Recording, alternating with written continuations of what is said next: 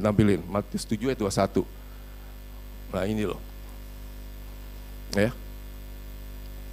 Bukan, ini ayat saya terus terang bergumul. Bergumulnya, kenapa orang yang melakukan begitu kok ditolak sama Tuhan? Ya, kita baca dulu deh ayatnya, kita baca dulu ya.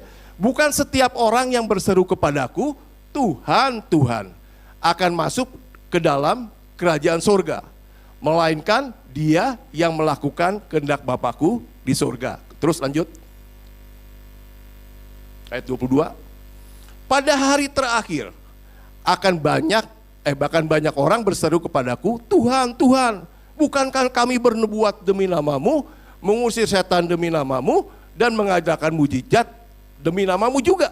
Terus, pada waktu itulah aku akan berterus terang kepada mereka dan berkata, aku tidak pernah mengenal kamu, enyala daripadaku, kamu sekalian pembuat kejahatan.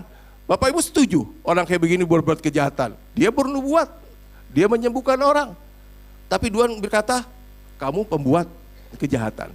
Nah, pada waktu saya renungkan firman Tuhan ini, dikaitkan apa yang Tuhan singkapkan tentang kedagingan.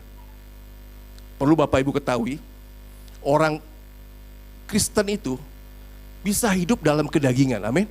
Dia hidup dengan cara yang tadi saya katakan, dosa tetap berdosa, ya. Ya, punya kecanduan tetap kecanduan.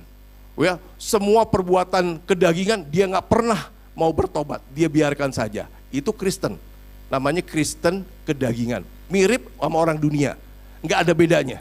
Ya, bedanya mungkin, ya kalau orang lihat secara rohani ada Kristus sih di dalamnya, karena dia sudah menerima Yesus sebagai Tuhan dan Juru Selamat. Itu nggak bisa disangkal. Pada waktu kita terima Yesus, Roh Tuhan ada di dalam kita. Kita dikasih kuasa dan otoritas. Makanya dia bisa mengusir setan, bisa dia mengusir setan. Bisa bernubuat, bisa dia bernubuat. Tapi saya kasih tahu, kalau kita mau hidup ke dalam kedagingan tadi, kita menjadikan diri kita itu musuhnya Allah. Benar nggak? Ada ayatnya kan? Kalau siapa yang hidup dalam kedagingan, dia menjadikan dirinya itu musuh Allah. Dikatakan Allah tidak berkenan kepada orang yang hidup dalam kedagingan. Dikatakan jelas begitu. Ya, menjadikan dirinya musuh Allah. Makanya Allah berkata, kamu boleh pelayanan. Iya enggak? Kamu boleh, kamu pelayanan, bebas pelayanan.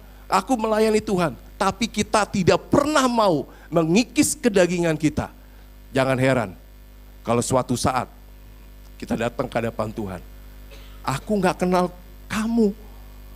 Sorry. Iya enggak? Kan sudah bilang, kalau kamu masih hidup dalam kedagingan, ya, ada kebencian yang nggak mau diberesin dalam hidup kita. Ada nih benci, tahu itu kedagingan kebencian, tapi aku nggak pernah mau bereskan. Aku menikmati kebencian itu. Jangan heran, Bapak Ibu boleh melayani 24 jam Tuhan. Tuhan akan berkata, aku tidak mengenal engkau, pembuat kejahatan. Wih, ini pelayan-pelayan Tuhan yang mungkin kita juga ada, yang hidup dalam kedagingan tapi melayani Tuhan. Jangan berbangga, jangan berbangga. Suatu saat Tuhan berkata, aku gak kenal engkau, pergi kamu. Ya. Kan lebih enak kalau kita disambut pada pulang. Hei Iskandar, hambaku yang setia. Wah, lemes saya langsung plek gitu ya.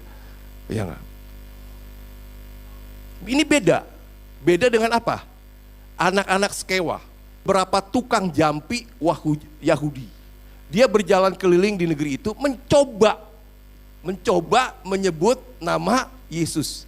Dia nggak percaya nama Yesus. Dia nggak terima nama Yesus. Dia nggak lahir baru. Roh Allah tidak ada di dalam dirinya.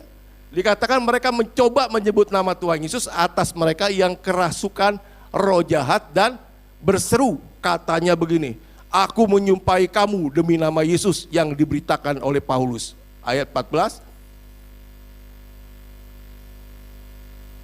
Mereka yang melakukan hal itu ialah 7 orang anak dari seorang imam kepala Yahudi yang bernama Skewa. Tetapi roh jahat itu menjawab, Yesus aku kenal, Paulus aku ketahui, tapi kamu, siapakah kamu? Kemudian, dan orang yang dirasuk roh jahat itu menerpa mereka, menerjang, menghantam mereka di dalam terjemahan lain, dan menggagahi mereka semua dan mengalahkannya, sehingga mereka lari dari rumah orang itu dengan telanjang dan luka-luka.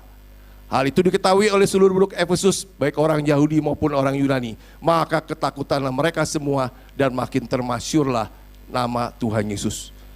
Ya, ini mereka belum terima Yesus, belum lahir baru, Roh Allah belum ada di dalam dirinya, sehingga kalau nengking, ya setannya ketawa, ya enggak? Lebih-lebih coba-coba nih, coba-coba loh, ya. Kayak dukun kan gitu, coba-coba Bapak Ibu minum air gitu ya ceritanya. Ini coba-coba, nggak ada iman, nggak ada percaya, makanya iblisnya ketawain, diserang balik sama iblis. Beda dengan Matius pasal 7 ayat 21. Mereka tuh mengusir setan loh, dan setan saya percaya lari. Tapi karena mereka hidup dalam kedagingan, Tuhan berkata, aku tidak mengenal kamu sekalian pembuat kejahatan. Karena Tuhan paling benci dengan kedagingan, dengan Amalek. Saya percaya Bapak Ibu, mulai malam hari ini, yuk ya, kita mulai berpikir cerdas, yaitu apa? Berpikir, merenungkan firman Tuhan. Penuhi pikiran kita dengan firman Tuhan, dengan yang ilahi. Ya, kalau kita berpikir penuh dengan pikiran yang lain, kita akan berjalan di dalam pimpinan Roh Kudus. Dan ini yang kita perlukan menghadapi hari-hari yang akan datang.